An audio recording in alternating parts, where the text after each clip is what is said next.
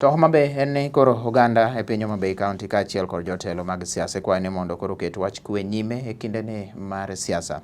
Mano kwayo mar Pastor Kenneth Odiwuor mar Maranatha Assembly mamedo ni koro ji nyaka ng'e ni gin joka ng'ato maonge koro tiende tungni obedi nikech mana siasa mabende biro to bang'e to biro mana dhi kaka osebirono. No giloso e kinde romo mar jodolo mane time kanisa mar Full Gospel bade ma Homa Bay. Pastor Kenneth bende koro nyiso rowere kik yie ti kod gi marach nosire kod jodolo mamoko ma bende noyuoro e romo ma kamano.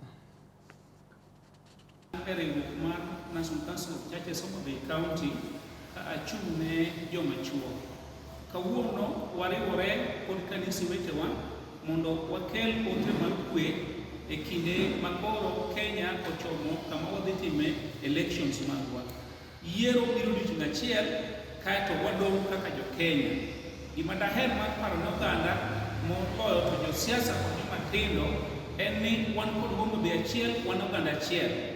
Kwayo ni wabedo kod chenro mag keto kwe e gigo mwatimo, kata ka wago siasa manyalo oganda. Kik obed ka wakwedo jowetewa ni ma ng'ane kata mago joka ng'ane, to utuku kaka joka ng'ato.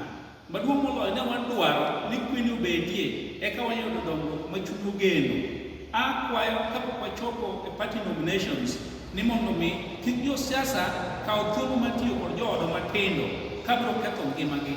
Mar ariyo nakwayo kendo ni mondo josiasa mag kindeni omiminewa thuolo mondo gibende ka gichung' ka gidwaro gik moko to mondo gibende wayiergi mondo wayud telo makare mamiyo nyalo telo n'oganda ka wantie kod kwe. Emanyimore ode koro siasa kik pogwa wadong' e achiel ka wan gi kwe.